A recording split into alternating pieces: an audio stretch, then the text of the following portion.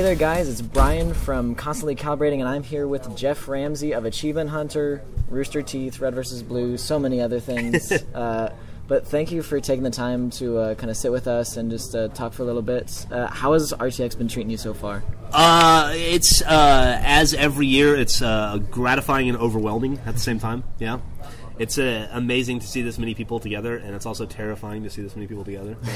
So it's been awesome. And now, in it being its fourth year, have you seen a shift in the way that the community has embraced it or shunned bits and pieces of it, or has it kind of been always a cohesive run thing, I guess? I don't think that the people who run it, Gus and Barbara, would call it cohesive because they're constantly putting out fires and dealing with issues. But from the standpoint of somebody who just has to show up and be at point A at 10 a.m. and point B at 11, yeah, it's this super easy, well-run, cohesive thing, and it's very low stress for me. I don't know. It's changed in the sense that the first RTX we did was basically like a pool party. There were 500 people there, and this is something like 30,000 or 36. I don't know what the final number is. Yeah. But I mean, the guys that run it have done such an amazing job of making it come off to the audience seamlessly and smoothly that it's pretty rad. Yeah, because Friday I think was the best showing of that, where the Guardians kicked ass with just making sure everybody got out safely. Yeah, quickly. There was some sort of a fire alarm or a thing. I still don't know what it was, but I've heard that the Guardians just kicked ass and handled it like absolute professionals, which is cool. Yeah. And so it's really cool to see that the community is so receptive of this, that you guys have really spearheaded kind of these fan conventions, just the way that it's more fan-centric rather than, you have these trade shows where it's, hey, we're, this company, let's talk business. This is, here's a few companies, but let's talk to the fans, see what they want. Yeah, no, this is, the reason we have RTX is to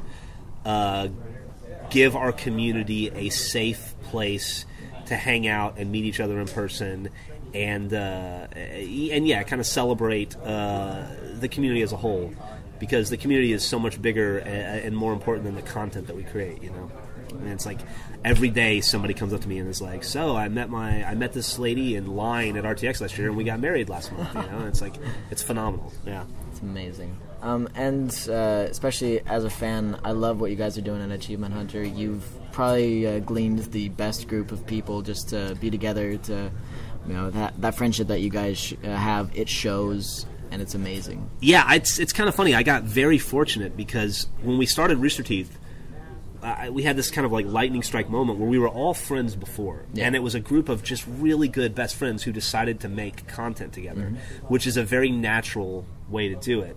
With Achievement Hunter, we started making the content and then created the friendship through it, Yeah. I had never met Ray in person, and he had made videos for the community for 2 years at that point, 3 years before I ever met him, and so it's kind of happened in the complete opposite way it should, and I don't know why it works, but it's awesome that it does. Now, do you see that with the new guys coming on? Those are two new friendships that hopefully will You've said yourself in a few of these other interviews where you're very picky and very much so in the sense that every time you bring on people, they just knock it out of the park. Yeah, I've been very, very fortunate in that regard, and I spent a week with Matt and Jeremy about a month ago. We asked them to come. We were having some serious personnel issues. I think we were down to 2 staff out of the 8 or 9, and we were hurting. And so they came in to help us do some Minecraft builds and to help us do some editing. And as with anything, the first time we brought Michael down, the first time Ryan came on, the first time we brought Ray down, I was super nervous. How's it going to be? I don't know these guys. I've known them on the internet for years, but you don't really know people. Right. Is it going to be a good fit? And after the 4th day, it was like they'd always been here. It was awesome. So we're once again continuing to get lucky.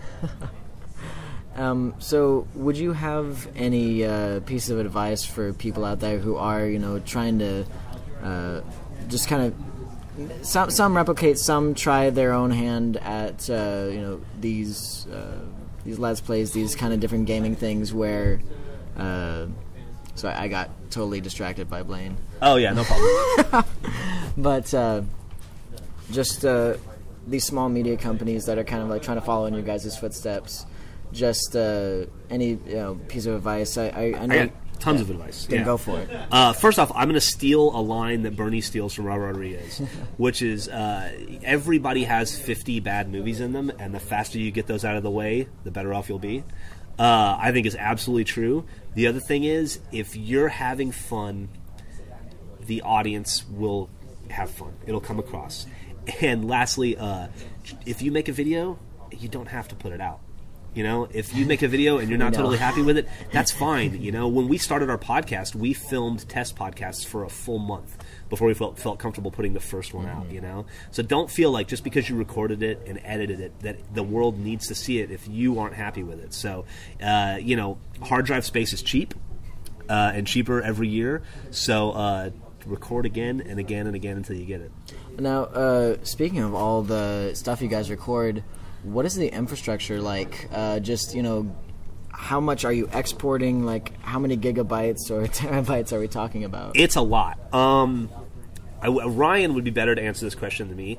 But let's say your average Minecraft Let's Play is a 2-hour recording.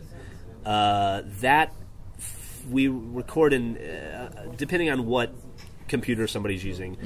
Some people record in ProRes, some people record in Motion JPEG, some people record AVIs. It just depends on what their platform is. That file is probably anywhere from 80 to 120 gigs, and there's 6 of them. So each Minecraft Let's Play could be a terabyte of data.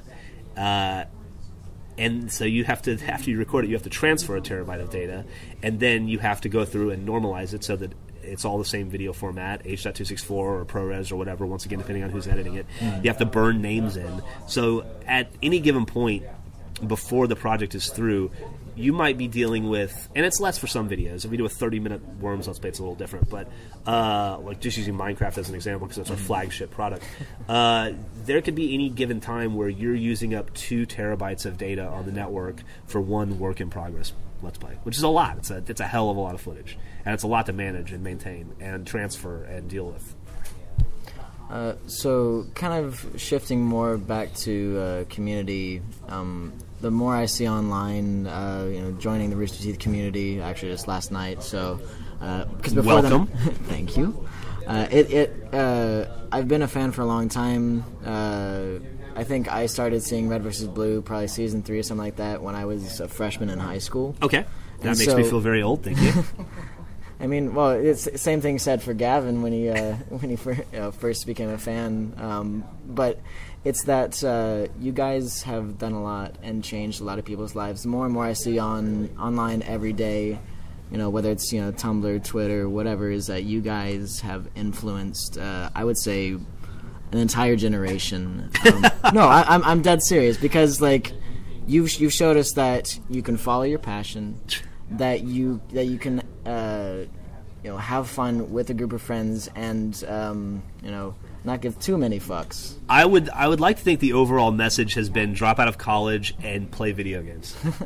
I'm trying, but but it's been amazing just to see how you guys have shaped a lot of different things. Because you guys have shaped some stuff in the gaming industry where you have these different developers giving you guys nods, or seeing Joel in some of his stuff, and then what was it, Criminal Minds, I think. Yeah. And just like those different things where we see you guys as a separate entity, and then bringing it back. You guys just make us as fans overjoyed. Just I extol a lot, but it's because you guys have given us a lot, and well, I would argue that you guys have given us a lot more. Because we get up every day and go hang out with our friends and not have to put a tie on, which is something I had to do previously in my life. And also, I would say that the problem with getting credit is that you also have to take the blame as well. So. What would you say you had to take the blame for, though? Oh, I'm sure there are quite a few annoyed parents out there that with his many swear words that are thrown around, and I'm seeing like all these like 13, 14-year-old kids like by the main station, like. Yeah, no. I mean, the first time some kid says "as dicks" at a dinner table, I'm probably not very high up in the parent size. Yeah. Yeah, but I'll try and wrap up because I know you probably have stuff to get to. Okay. But we'll take as much time. But our boss Josh Silverman just found out a few weeks ago he's going to be a father. Oh, congratulations, Josh. That's exciting. So we were wondering if you can kind of speak to being a parent and kind of doing this line of work, being in media, and then if you have kind of any advice for Josh. Man, that's a tough one. I don't raising a daughter in this weird YouTube-centric world that we live in. There's not a book I can read on that. Like there's. You are writing it. Yeah, kind of. And so I think when Griffin and I found out we were pregnant, we talked a lot about this kind of thing. And the thing that we wanted to be most prevalent was we saw a lot of our friends, and I don't mean anybody Rooster Teeth, but just friends in the world, who like when they had a child, their whole world became that child, and they kind of lost. It seemed like people lost their identity, and they kind of came kind of hyper-focused on that child in what seemed like almost an unhealthy way for the child and for them. And so our goal was to try to make Millie fit into our lives as opposed to fitting into hers, which may sound super selfish. And I also, ever since the day she was born and we met, I have tried to treat her as an adult, a little like an actual person, not a child, and I give her a lot of respect.